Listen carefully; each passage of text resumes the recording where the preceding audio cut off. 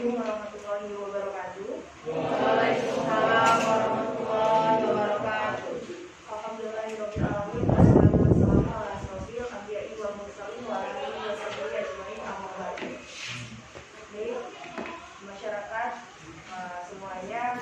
Jadi di sini kita berkesempatan untuk mengikuti pengabdian masyarakat yang nantinya akan disampaikan oleh Unikarya Angkasa selaku narasumber dengan tema kajian pentingnya alas hak tanah bagi pemilik tanah. Selanjutnya saya persilakan kepada Unikarya Angkasa untuk memberikan materinya. Assalamualaikum warahmatullahi wabarakatuh. Waalaikumsalam warahmatullahi wabarakatuh. Ya, baiklah, di sini saya Unikarya Angkasa, dosen Fakultas Hukum Universitas Muhammadiyah Metro, akan memberikan materi terkait tentang pentingnya kajian pentingnya alas hak tanah bagi pemilik tanah. Ya, jadi bahwa kalau berbicara objek tanah, pasti semua orang itu memiliki tanah, bidang tanah, tempat tinggal, tempat bertani, tempat beternak dan sebagainya. Tetapi ini yang harus diketahui oleh masyarakat bahwa tanah yang kita tempatin tersebut harus ada dasarnya bahwa itu milik siapa. Ada alas haknya itu milik siapa. Maka dari itu pentingnya alas hak tanah bagi si pemilik tersebut. Karena tidak sedikit kemungkinan banyak terjadi sengketa antara orang yang satu dengan orang yang lain karena kepemilikan tanah. Maka dari itu penting sekali alas hak. Kemudian kita lihat apabila suatu tanah tidak atau belum didaftarkan, maka tanah tersebut tidak mempunyai bukti kepemilikan. Artinya alas hak tanah itu juga untuk bukti kepemilikan dan berupa sertifikat hak atas tanah. Jika tanah tersebut pernah didaftarkan untuk keperluan pajak tanah, maka biasanya bukti kepemilikan tersebut berupa bukti pajak. Tetapi pajak itu adalah suatu bentuk bukti hanya iuran ya, iuran kepada negara, bukan berarti dia adalah menjadi alas hak pajak. Sehingga kalau kita menyatakan tanah atau objek itu milik kita, maka harus bisa dibuktikan.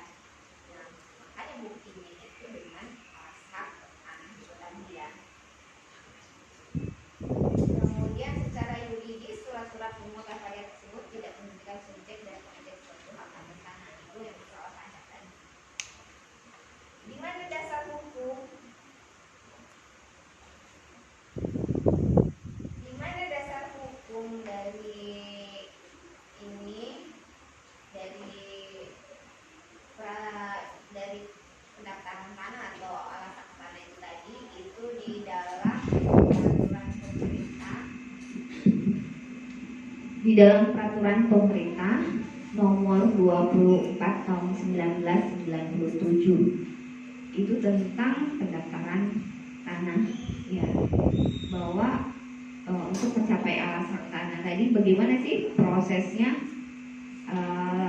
objek tanah itu bisa kita dapatkan ya. Nah, ini di dalam Undang-Undang Nomor 24 Tahun 1997 tentang pendaftaran tanah. Pendaftaran tanah itu bisa secara sporadik. Ini peraturan pemerintah ya. Pendaftaran hak atas tanah yang dilakukan oleh pemilik tanah untuk pertama kalinya. Artinya bahwa tanah tersebut untuk pertama kalinya dimiliki oleh siapa? Ini mulai dari tahun 1997. Pendaftaran tanah secara sporadik sangat baik dilakukan bagi tanah yang belum pernah didaftarkan agar supaya administrasi terhadap tanah yang ada di Indonesia ini menjadi lebih teratur. Kalau berbicara sebelum 97, apakah sudah ada yang mendaftarkan? Iya, sudah ada sertifikat sebelum tahun 1997. Tetapi itu belum secara keseluruhan diatur di dalam Undang-Undang Nomor 24 tahun 1997. Jadi artinya belum secara keseluruhan, ada yang mau daftar, ada yang tidak. Nah, sehingga ini yang menyatakan bahwa mungkin bisa dikatakan secara garis besar bahwa awas hak tanah itu tidak dimiliki oleh orang-orang pada waktu itu ya, karena jumlahnya sedikit sekali orang yang sudah memang mendaftarkan tanah. Barulah pada tahun 1997 dan saat ini mulai sertifikat tanah sudah banyak yang disertifikatkan, gitu ya. Tapi bagaimana bentuk pendaftarannya, alas haknya, yaitu tadi diatur di dalam 1997. Dan pendaftaran tanah secara sporadik itu dilakukan menurut ketentuan dan prosedur yang ada di dalam Peraturan Pemerintah Nomor 24 Tahun 97 tentang pendaftaran tanah. Bahwa pendaftaran tanah itu secara sporadik ini ditujukan untuk memberikan kepastian hak dan perlindungan hukum bagi pemegang hak atas tanah dengan pembuktian sertifikat tanah sebagai instrumen pengendali dalam penggunaan dan pemanfaatan tanah. Nah, nanti ini bentuknya seperti ini ya.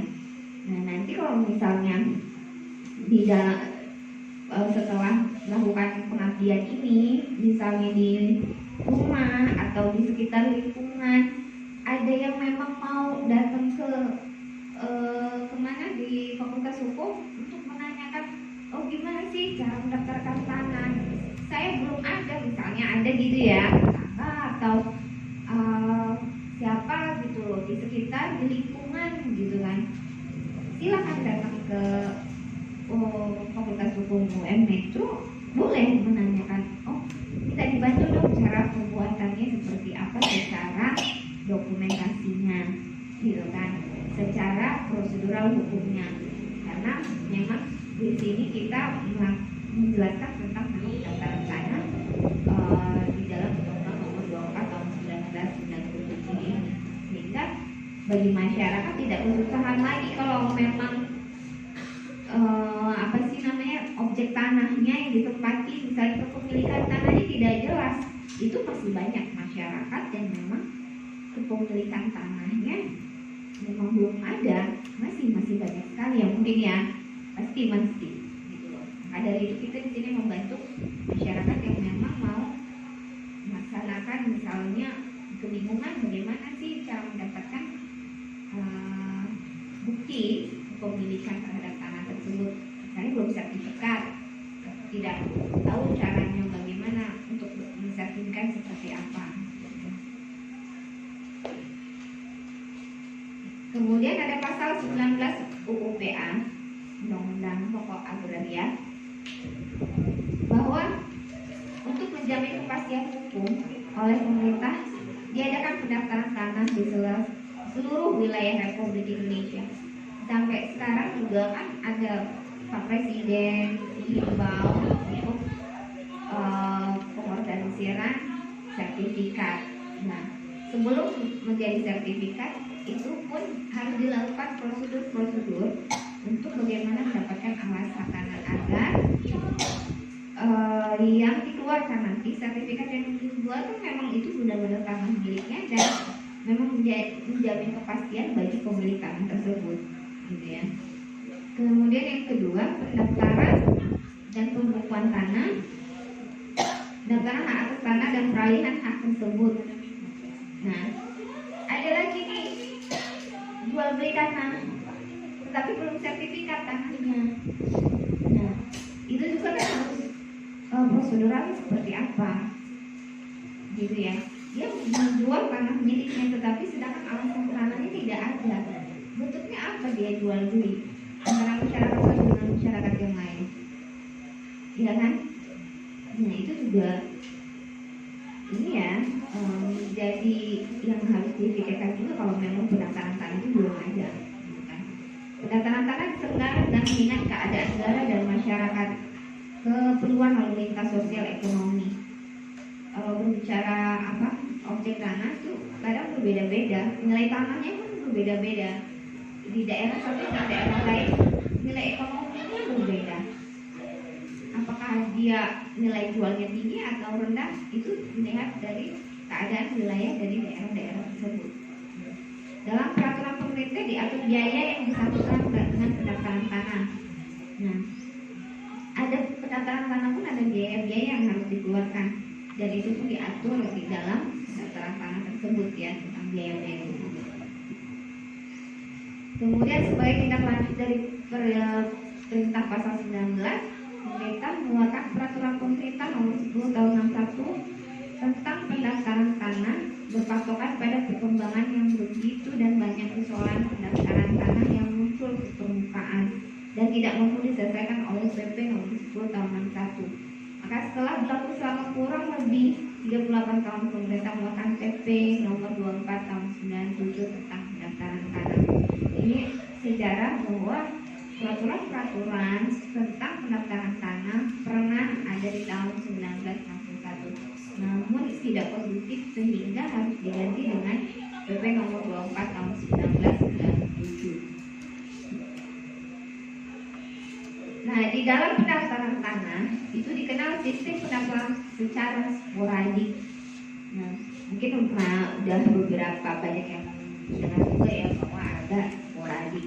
Pendaftaran secara sporadik adalah kegiatan pendaftaran pertama kali mengenai satu atau beberapa objek pendaftaran tanah dalam wilayah atau bagian wilayah suatu desa atau kelurahan secara individual atau massal. Bahwa kalau sporadik itu artinya belum sertifikat, gitu ya, belum pernah dipindah tangankan kepada orang lain secara sertifikat, atau belum di prosedural sertifikat belum dilaksanakan ya. Maka dibuatlah bentuk alas hak tanah tersebut secara sporadik. Nah, demikian ya materi tentang pendaftaran tanah.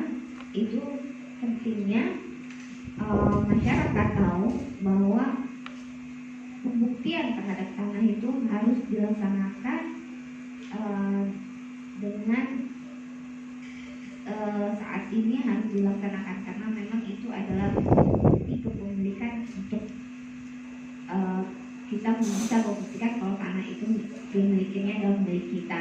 Dan itu penting sekali sehingga akan meminimalisir sengketa permasalahan tanah yang ada di masyarakat tersebut. Kalau mau ada permasalahan tanah pun secara jelas kita pemilik tanah ini dirugikan karena kita tidak memiliki bukti kepemilikan tanah tersebut. Itu ya. Mungkin demikian paparan materi dari saya kembalikan kepada moderator. Baik, terima kasih kepada Bu Nitaria Angkasa atas penjelasannya. Selanjutnya untuk Bapak Ibu, jika ada yang ingin ditanyakan, kami persilakan. Silakan. Ya, Bapak Rian, silakan.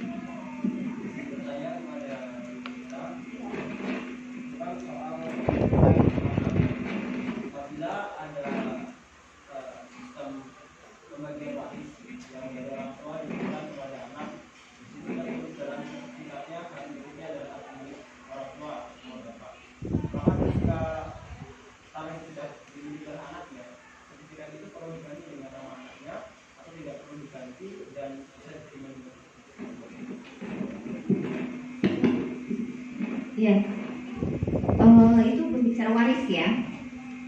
Tadi kita sempat senggol sedikit tentang peralihan, karena kalau yang ini kita pendaftaran pertama ya. Kalau berbicara sudah waris itu ada peralihan artinya.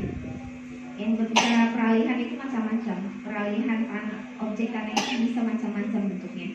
Bisa jual beli, bisa waris, bisa hibah. Itu adalah bentuk peralihan dari tanah itu tadi ya, yang tadi secara sporadik baru pertama kali didaftarkan dan bisa beralih ke orang lain dengan cara seperti itu. Nah, khusus untuk waris sudah meninggal, itu otomatis harta orang tua itu langsung kepada anak-anaknya. Anak-anaknya ya, artinya bukan hanya satu anak. Artinya yang melekat terhadap tanah tersebut adalah seluruh ahli waris. Kalau dia masih punya istri, berarti istri dan anak-anaknya. Kalau dia si istri yang meninggal, berarti suami dan anak-anaknya. Itu. Nah, kalau berbicara itu berarti kepemilikan ini melekat semuanya harus tanda tangan. Kalaupun mau dijual lagi ke orang lain, ya. Tapi kalau mau dibagi, silakan berdasarkan musyawarah. Kalau memang tidak ada masalah, silakan si ahli waris itu bermusyawarah. Pembagiannya ratakah itu terserah ahli waris. Tetapi kalau ada masalah, selesaikan dulu. Berarti pembagiannya secara hukum Islam, gitu. Apabila dilakukan upaya hukum ke pengadilan, kalau dia beragama Islam. Tetapi kalau misalnya dia beragama non-Islam, berarti diselesaikan secara hukum perdata waris, ya. Tetapi kalau dia beragama Islam, selesaikan secara hukum Islam di peradilan agama. Tetapi kalau memang tidak masalah, keluarganya menerima bagi secara rata, ya itu silakan keluarga yang mempunyai kebijakan. Dan kalau mau dijual, yang tanda tangan harus seluruh ahli waris, karena itu kepemilikannya bukan hanya satu orang, tetapi sudah banyak, gitu ya. Nah, itu tadi suatu bentuk-bentuk peralihan yang bisa secara langsung ataupun dilaksanakan secara jual beli atau hibah. Oke, cukup ya. Ada pertanyaan lagi? Cukup ya, Bapak Rian, cukup jelas. Baik, jika cukup, terima kasih Bapak Ibu sekalian sudah hadir dalam pengabdian masyarakat pada hari ini. Semoga di lain kesempatan kita dapat berjumpa kembali. Saya akhiri, wassalamualaikum warahmatullahi wabarakatuh.